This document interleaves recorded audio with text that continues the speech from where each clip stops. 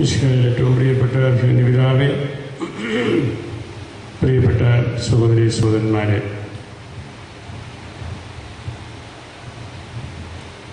നമ്മുടെ ഇപ്പോഴത്തെ വികാരിയച്ഛൻ പുതുക്കിപ്പണിത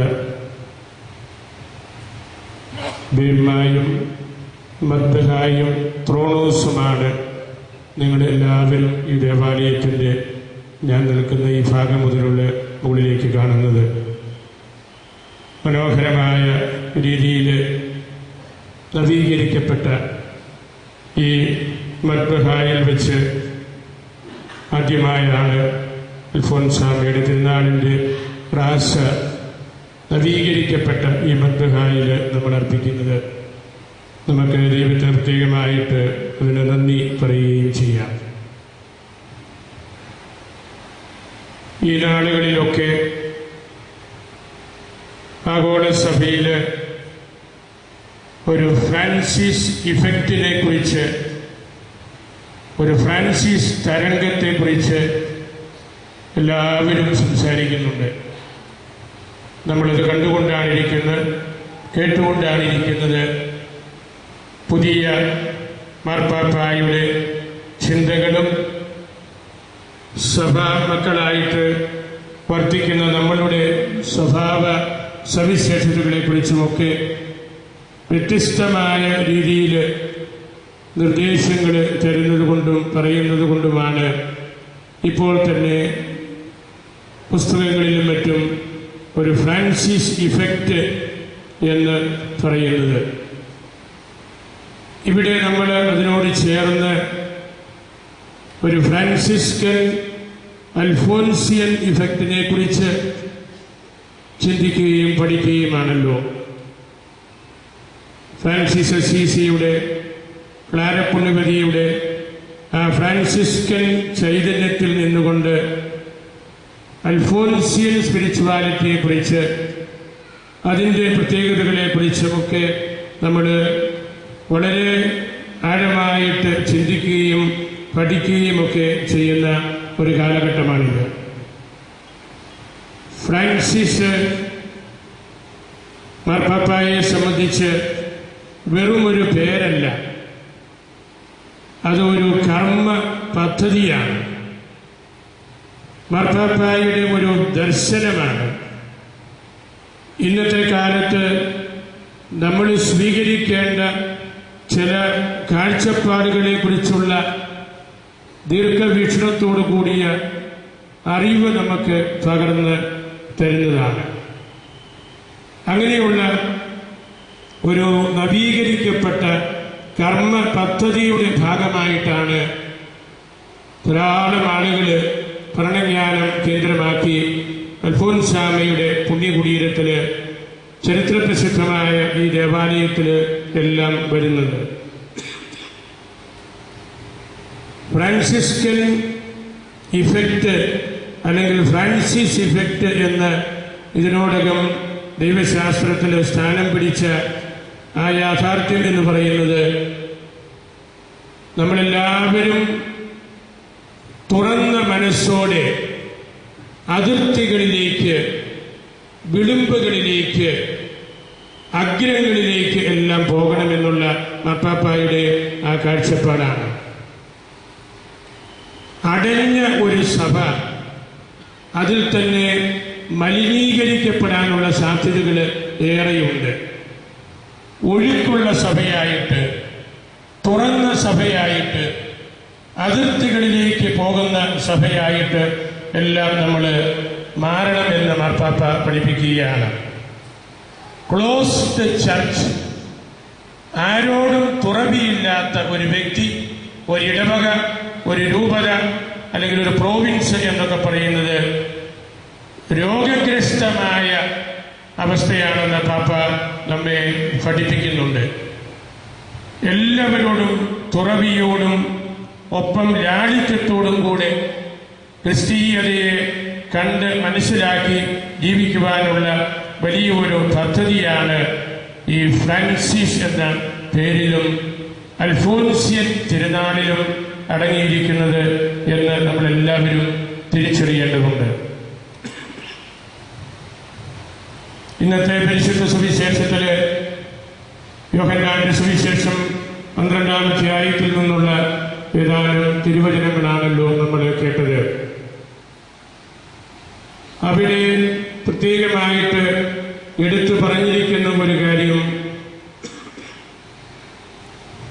നിലത്ത് വീണ് അഴിയുന്ന ഗോതമ്പ് മണിയെക്കുറിച്ചാണ്. നിലത്ത് വീഴാതിരുന്നാല്, അഴുകാതിരുന്നാല് അതിന് ഫലം പുറപ്പെടുവിക്കുവാൻ കഴിയുകയില്ല. ഒരു നെന്മണി, ഒരു ഗോതമ്പ് നിലത്ത് വീണ് അഴുകിക്കഴിഞ്ഞാൽ അത് വലിയ ഒരു ഗ്രീൻ ഹൗസ് തന്നെ, ഒരു ഗ്രീൻ വാലി തന്നെ സൃഷ്ടിക്കുകയാണ്. ചെടികളുടെ കാര്യത്തിൽ അപ്രകാരമാണെങ്കിൽ അത് തന്നെയാണ് നമ്മളുടെ ജീവിതത്തിലും സാധിക്കേണ്ടത്. യോഹന്നാന്റെ ആ തിരുവചനം വഴി കർത്താവ് നമ്മെ പഠിപ്പിക്കുന്നത്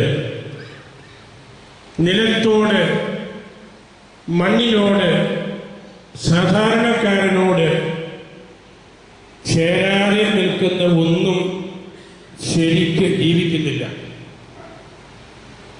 ആ യാഥാർത്ഥ്യങ്ങളോട്,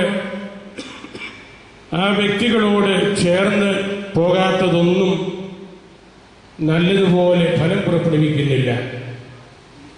അഴുകാതെ, ആരോടും ചേരാതെ, മറ്റാരോടും ബന്ധപ്പെടാതെ, ക്ലോസ്ഡായിട്ട് തനിച്ച് എനിക്കെല്ലാം ഉണ്ട് എന്ന് കരുതി മുമ്പോട്ട് പോവുകയാണ്. ആ തെറ്റിനെയാണ് തിരുത്താനായിട്ട് സുവിശേഷത്തിലൂടെ ഈ തിരുനാള് നമ്മെ പ്രേരിപ്പിക്കുന്നത്. ഈ തിരുവചനത്തെക്കുറിച്ച് 3 കൊച്ചു ചിന്തകൾ നിങ്ങളുടെ മുമ്പിൽ ഞാനൊന്ന് അവതരിപ്പിക്കുകയാണ്.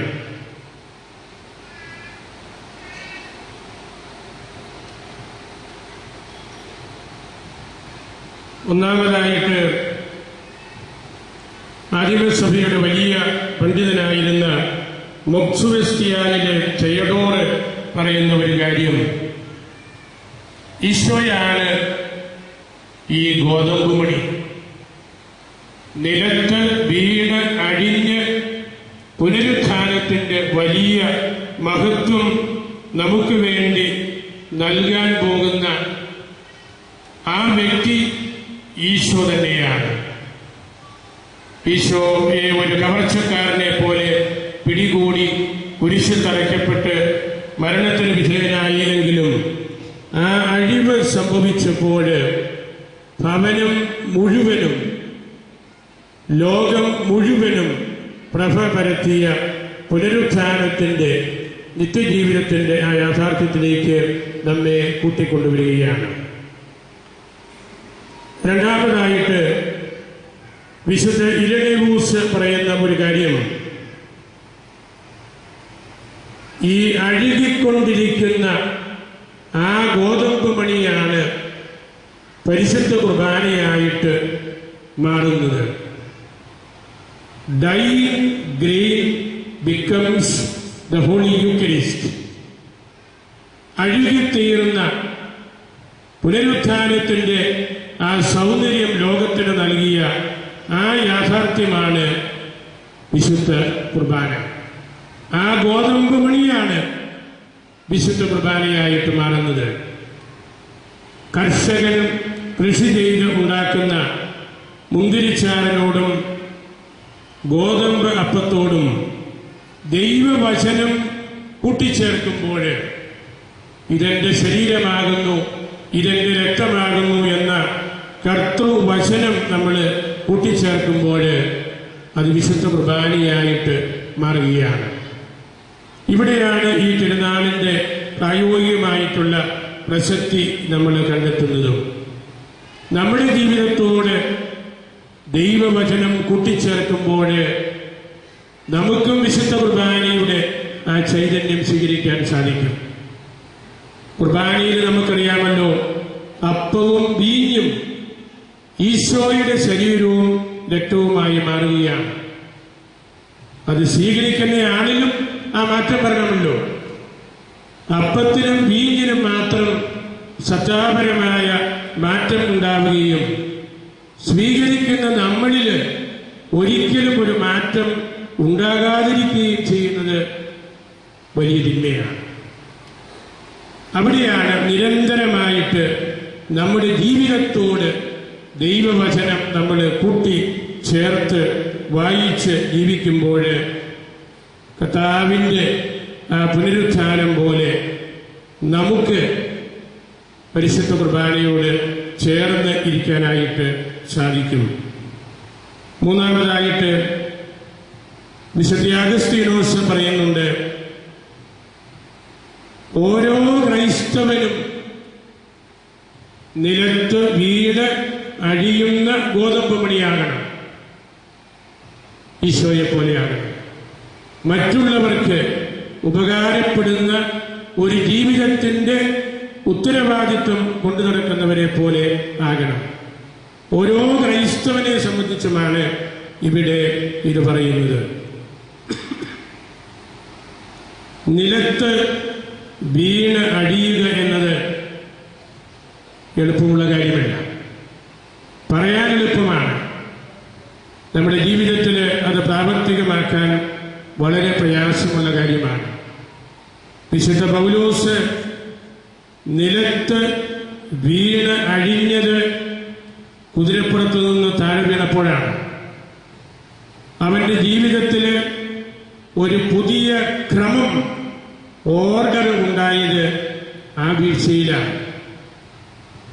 പൗലോസിന് കർത്താവ് നേരിട്ട് കൊടുത്ത പട്ടം ഓർഡിനേഷൻ എന്ന ആ വീഴ്ചയെക്കുറിച്ച് ദൈവശാസ്ത്രജ്ഞന്മാർ പറയാറുണ്ട്. പൗലോസിന്റെ ജീവിതത്തിന് ഒരു ക്രമം, ഒരു ഓർഡർ കിട്ടിയതാണല്ലോ. ഓർഡിനേഷൻ എന്ന് പറഞ്ഞാൽ അതാണ്, giving order to one's life. Ordinary എന്ന് മെത്രാന്മാരെ കുറിച്ചും കാനൻ നിയമത്തിൽ പറയുന്നത് കൊണ്ടാണ്. A person who gives order and discipline to his people. ചിട്ടക്രമം കൊടുക്കുന്ന വ്യക്തി. പൗലോസിന് ആ വീഴ്ചയിലാണ് സത്യത്തിൽ ഇതുപോലുള്ള ഒരു ക്രമം കിട്ടിയത്. പൗലോസ് അഴിഞ്ഞത് അപ്പോഴാണ്. തോമാസ് ശ്ലീഹായുടെ ജീവിതത്തിലും ഇതുപോലെ നമ്മൾ കാണുന്നുണ്ട്. തോമാസ് ശ്ലീഹ അഴിഞ്ഞത്, നിലത്ത് വീണ് അഴിഞ്ഞത്, ഞാൻ വിശ്വസിക്കുന്നു മറ്റ് ശിഷ്യന്മാർ പറഞ്ഞു, ഞങ്ങൾ കർത്താവിനെ കണ്ടു, ഞങ്ങളുടെ മേൽ അവൻ ഊതി. ഉദ്ധിതനെ ഞങ്ങൾ കണ്ടു, ഞങ്ങളുടെ മേൽ അവൻ ഊതി, ഞങ്ങൾക്ക് പട്ടം തന്നു. ദൈവത്തിൻ്റെ നിശ്വസനം, ദൈവത്തിൻ്റെ ആത്മാവിനെ കൊടുക്കുന്നതാണല്ലോ തിരുപ്പട്ടം. അങ്ങനെ മറ്റ് ശിഷ്യന്മാര് ഞങ്ങൾ കർത്താവിനെ കണ്ടു, ഞങ്ങൾക്ക് പട്ടവും കിട്ടി എന്ന് പറഞ്ഞപ്പോൾ തോമാസ് ശ്ലീഹ പറഞ്ഞു, അതവിടെ ഇരിക്കട്ടെ, ഞാനൊന്ന് നോക്കട്ടെ, എനിക്ക് ഉദ്ധിതനെ കാണാൻ പറ്റുമോ, എനിക്കും പട്ടം കർത്താവിൽ നിന്ന് മേടിക്കാൻ പറ്റുമോ എന്ന് ഞാനും ഒന്ന് നോക്കട്ടെ.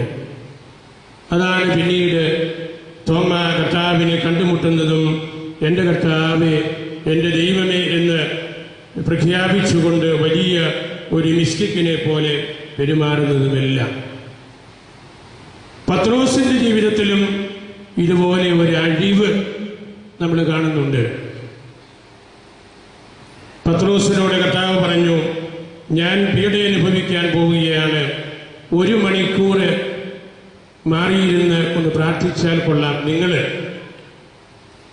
അവർ മാറിയിരുന്നു, പക്ഷേ ഉറങ്ങിപ്പോയി. നല്ലതുപോലെ 1 മണിക്കൂർ ഇരുന്ന് ഉറങ്ങി. അപ്പോഴേ പത്രോസിനോട് കർത്താവ് പറഞ്ഞു, ഞാൻ നിനക്ക് വേണ്ടി പ്രാർത്ഥിച്ചിട്ടുണ്ട്. അപ്പോൾ പത്രോസ് അഴിഞ്ഞു. പത്രോസ് ഇല്ലാതായവനെ പോലെ ആയി. നിനക്ക് 1 മണിക്കൂർ എനിക്ക് വേണ്ടി കാത്തിരിക്കാൻ പറ്റാതെ വന്നപ്പോൾ ഞാൻ നിനക്ക് വേണ്ടി പ്രാർത്ഥിച്ചിട്ടുണ്ട്. നിന്റെ വിശ്വാസം ക്ഷയിക്കാതിരിക്കാൻ, പിശാച് നിന്നെ ചാടിക്കൊഴിക്കുമ്പോൾ നീ പതിരായിട്ട് പറന്നു പോകാതിരിക്കാൻ ഞാൻ പ്രാർത്ഥിച്ചിട്ടുണ്ട്. ഈ സംഭവങ്ങളെല്ലാം വേദപുസ്തകം നമ്മെ പഠിപ്പിക്കുന്നത് ഇന്നത്തെ തിരുവചനത്തിൻ്റെ വ്യാഖ്യാനം പോലെയുള്ള കാര്യങ്ങളാണ്. ജീവിതത്തിൽ നമുക്ക് അഴിവ് ഉണ്ടായാൽ മാത്രമേ, നമ്മൾ ജീവിക്കുന്ന സാഹചര്യങ്ങളോട് ചേർന്ന് നിന്നാൽ മാത്രമേ ഫലം പുറപ്പെടുവിക്കുവാൻ നമുക്ക് സാധിക്കുകയുള്ളൂ. അങ്ങനെ ചേരുമ്പോൾ, അങ്ങനെ അഴിയുമ്പോൾ നമുക്ക് പരിശുദ്ധ കുർബാന പോലെ ഈശോയോട് ചേർന്ന് ജീവിക്കാനായിട്ട് സാധിക്കും. ഈ തിരുനാൾ ദിവസം നമ്മൾ മനസ്സിൽ സൂക്ഷിക്കേണ്ട ഒരു ചിന്ത, ഇതിനോട് ചേർന്ന് നമ്മൾ ഈ വലിയ ആഘോഷങ്ങളൊക്കെ നടത്തുമ്പോൾ ദൈവത്തിൻ്റെ കൂട്ടത്തിലാണോ? വേദപുസ്തകത്തിൽ അടിസ്ഥാനപരമായ 2 ചോദ്യങ്ങളുണ്ട്. ആദ്യം, നീ എവിടെയാണ്? കർത്താവ് ചോദിക്കുന്നുണ്ട്. കുറേ നാളായിട്ട് നിന്നെ എൻ്റെ അടുത്ത് കാണുന്നില്ലല്ലോ, എൻ്റെ പരിസരത്ത് പോലും ഇല്ലല്ലോ. നീ എവിടെയാണ്? നീ എന്നോട് ചേർന്ന് എൻ്റെ മടിയിൽ എന്നതുപോലെ വസിച്ചിരുന്ന നീ ഇപ്പോൾ എവിടെയാണ്? നിന്നെക്കുറിച്ച് കേൾക്കാനൊന്നുമില്ലല്ലോ. പാപം ചെയ്ത് താളം തെറ്റി എല്ലാവരോടും മൃഗങ്ങളോട് പോലും പിണങ്ങി ആദം മാറി മാറി മാറി പോവുകയാണ്. ആ ചോദ്യം ദൈവം നമ്മോടും ചോദിക്കുന്നുണ്ട്. കുഞ്ഞേപ്പ, നീ എവിടെയാണ്? നീ ഇപ്പോൾ പള്ളിയിൽ പോകുന്നില്ലല്ലോ, നീ ദാനധർമ്മം ചെയ്യുന്നില്ലല്ലോ, നിന്നെ ഒരിടത്തും കാണുന്നില്ലല്ലോ. നമ്മളോട് ഈ ചോദ്യം ദൈവം ചോദിക്കുന്നുണ്ട്. രണ്ടാമതൊരു ചോദ്യം കായേനോട് ദൈവം ചോദിച്ചു, നിന്റെ സഹോദരൻ എവിടെയാണ്? നീ ഇപ്പോൾ നിന്റെ വീട്ടുകാരുമായിട്ട് യാതൊരു ബന്ധവുമില്ലല്ലോ, ഐക്യമില്ലല്ലോ, സ്നേഹമില്ലല്ലോ, സാഹോദര്യമില്ലല്ലോ. സഹോദരൻ എവിടെയാണ്? ഇതൊക്കെ നമുക്ക് അറിയാവുന്ന കാര്യമാണ്. മക്കളെ പോലും കൊലയ്ക്ക് കൊടുക്കുന്ന മാതാപിതാക്കളുള്ള കാലത്താണ് നമ്മൾ ജീവിക്കുന്നത്. വേദപുസ്തകത്തിൽ നമ്മൾ വായിക്കുന്നുണ്ട്, റാഹേല് തൻ്റെ മക്കളെ ഓർത്ത് കരഞ്ഞു. മക്കളെ ഓർത്ത് കരയാത്ത അമ്മമാര്, മാതാപിതാക്കൾ ഇന്നുണ്ട്. ഈ ചോദ്യങ്ങളെല്ലാം ഈ തിരുനാൾ ദിവസത്തില്, അൽഫോൻസാമയുടെ ഈ തിരുനാൾ ദിവസത്തില് പ്രായോഗിക ചിന്തകളായിട്ട് നമ്മൾ മനസ്സിൽ സൂക്ഷിക്കണം. ദൈവത്തോട് നമുക്കുള്ള അടുപ്പം, സഹോദരങ്ങളോട് നമുക്കുള്ള അടുപ്പം, എൻ്റെ മക്കളോട് എനിക്കുള്ള അടുപ്പം, അതൊക്കെ കുറഞ്ഞു പോകുന്നുണ്ടോ? ദൈവം പ്രതീക്ഷിക്കുന്ന രീതിയിൽ കൊണ്ടു നടക്കാനായിട്ട് എനിക്ക് സാധിക്കുന്നുണ്ടോ? ഉപ്പിന് ഉറകെട്ട പോലെയും വിളക്ക് തെളിച്ചിട്ട് കട്ടിലിന് കീഴെ വയ്ക്കുന്നത് പോലെയും നമ്മൾ ജീവിക്കുന്നത് കൊണ്ടാണ് കർത്താവ് ഈ ചോദ്യങ്ങൾ നമ്മോട് ചോദിക്കുന്നത്. ഈ തിരുനാളില് ഈ ചോദ്യങ്ങൾക്ക് ഉത്തരം കൊടുക്കാനായിട്ട് നമുക്ക് സാധിക്കണം. ഈ 10-12 ദിവസങ്ങള് പരിപാലപ്പെട്ട രക്തച്ഛനും സഹപ്രവർത്തകരും വിയാരിയച്ഛനും സ്തേന്തിയച്ഛനും മറ്റെല്ലാവരും ചേർന്ന് വളരെ അധികം ആളുകളെ, ദൈവജനത്തെ, വിശ്വാസികളെയും മറ്റ് മതസ്ഥരെയും മറ്റ് സംസ്ഥാനക്കാരെയും എല്ലാം ഇവിടേക്ക് ആകർഷിക്കുവാൻ തക്ക കാര്യപരിപാടികൾ ചെയ്തു. ഈ റാസ്യ കുർബാനയിലും ധാരാളം ആളുകൾ പങ്കെടുക്കുന്നുണ്ട്.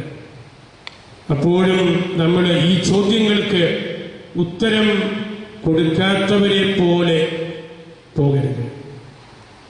നമ്മൾ വരുന്നു, പോകുന്നു, പക്ഷെ ദൈവത്തോടുള്ള അടുപ്പം, സഹോദരങ്ങളോടുള്ള അടുപ്പം, വിശുദ്ധ കുർബാന പോലെ നമുക്ക് ജീവിതത്തിന് പരിവർത്തനം വരുത്താനായിട്ട് സാധിക്കുന്നുണ്ടോ? വലിയൊരു ക്രമം, ഓർഡർ ഇവിടെ പ്രത്യക്ഷനും വിയാരിച്ചനും എല്ലാം ചേർന്ന് നൽകി. അവരെ ഞാൻ പ്രത്യേകമായിട്ട് നന്ദിയോടെ ഓർക്കുകയാണ്. ഈ ദിവസങ്ങൾ നല്ല ഡിസിപ്ലിൻഡ് ആയിട്ടുള്ള രീതിയിൽ നമ്മുടെ തിരുനാളുകൾ മുൻപോട്ട് കൊണ്ടുപോകാനായിട്ട് നമുക്ക് സാധിച്ചു. അൽഫോൻസാമ്മ നമ്മിൽ നിന്ന് പ്രതീക്ഷിക്കുന്നതും ആ ഡിസിപ്ലിനാണ്, ആ ദൈവ അടുപ്പമാണ്, പരസ്നേഹമാണ്, നല്ല സന്തോഷപ്രദമായ ജീവിതമാണ്, ലാളിത്യപൂർണമായ ജീവിതമാണ്. അങ്ങനെയുള്ള കാര്യങ്ങളിലൂടെ കർത്താവിൻ്റെ പക്കല് സ്ഥാനം പിടിക്കാനായിട്ട് നമുക്ക് പ്രത്യേകമായിട്ട് പരിശ്രമിക്കാം. ഞാനൊരു കാര്യം കൂടെ പറഞ്ഞ് അവസാനിപ്പിക്കുകയാണ്. അൽഫോൻസാമ്മയുടെ ജീവിതത്തിലെ ഏറ്റവും പ്രധാനപ്പെട്ട കാര്യം അൽഫോൻസാമ്മയുടെ സൂക്തങ്ങൾ എന്ന് പറഞ്ഞ് നമ്മൾ വായിച്ചിട്ടുള്ളതും പഠിച്ചിട്ടുള്ളതുമായ കാര്യങ്ങളാണ്. അതേക്കുറിച്ച് പിതാവ് പത്രത്തിൽ എഴുതിയിട്ടുണ്ട് മനോഹരമായ രീതിയിൽ. നമ്മളുടെ ഇവിടെ പല സ്ഥലത്തും അത് ഒത്തിവെച്ചിട്ടുണ്ട് ആളുകൾക്ക് വായിക്കാൻ, പഠിക്കാൻ. അത് വലിയ ദൈവശാസ്ത്ര ചിന്തകളാണ്. പരിശുദ്ധ പിതാവ് ഇറ്റലിയിലെ ലംപെദൂസ എന്ന് പറയുന്ന ഒരു അതിർത്തി സ്ഥലത്ത് പാസ്റ്ററൽ വിസിറ്റ് നടത്തി. ആ വാക്കിന്റെ അർത്ഥം ലംപെദൂസ പ്രകാശഗോപുരം, ദീപസ്തംഭം എന്നാണ്. അതൊരു വാണിംഗ് ആണ്. വിമാനങ്ങൾക്ക്, കപ്പലുകൾക്ക് ഒക്കെ ഒരു വാണിംഗ് ആയിട്ടാണ് ലംപെദൂസ ദീപസ്തംഭങ്ങൾ പണിയുന്നത്. ഞാൻ വിചാരിക്കുന്നു ഈ അൽഫോൻസാമ്മയുടെ പുണ്യകുടീരം ഒരു ലംപെദൂസയാണ്. നമുക്കൊരു വാണിംഗാണ്, നമുക്കൊരു തിരുത്തലാണ്, സുവിശേഷം വായിക്കാനുള്ള വലിയൊരു ആഹ്വാനമാണ്, സുവിശേഷത്തെ ജീവിതത്തോട് കൂട്ടിച്ചേർക്കാനുള്ള ആഹ്വാനമാണ്. അൽഫോൻസാമ്മയുടെ സൂക്തങ്ങൾ അതാണ്. ദൈവത്തോടുള്ള അടുപ്പം, സഹോദരങ്ങളോടുള്ള അടുപ്പം, സംതൃപ്തി കൊണ്ടു നടക്കേണ്ട ആവശ്യകത ഇല്ല. നമ്മുടെ സഭയിൽ ഇതുപോലുള്ള സൂക്തങ്ങൾ കാത്ത് സൂക്ഷിച്ച് പല അവസരങ്ങളിലും പ്രാർത്ഥിക്കുകയും പാടുകയും ചെയ്യുന്ന അവസരങ്ങളെല്ലാം ഉണ്ടായിരുന്നു. പരിശുദ്ധ അമ്മയെക്കുറിച്ച്, ഈശോയെക്കുറിച്ച് പ്രത്യേകിച്ച് പല കാലഘട്ടങ്ങളിൽ നമ്മളത് ഉപയോഗിച്ചിട്ടുണ്ട്. കോട്ടയം രൂപതയിലെ വൈദികരും സഹോദരങ്ങളും അവരുടെ വിവാഹ കർമ്മങ്ങൾക്ക് ശേഷം പാടുന്ന ഒരു സൂക്തമുണ്ട്. പരിശുദ്ധ അമ്മയെക്കുറിച്ച്, ഈശോയെക്കുറിച്ചുള്ളതാണ്. ഞാനതിൻ്റെ രണ്ട് മൂന്ന് ഈരടുകൾ പാടിയ ഈ സന്ദേശം അവസാനിപ്പിക്കുകയാണ്. ബറുമാരിയം ബറുമാരിയം ബരലഹ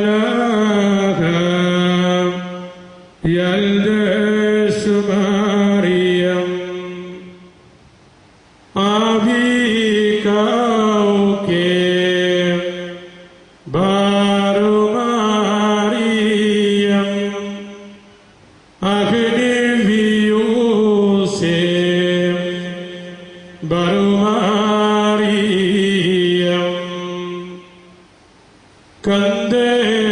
കന്ദേസ്മയ്യ ബറുമാരിയം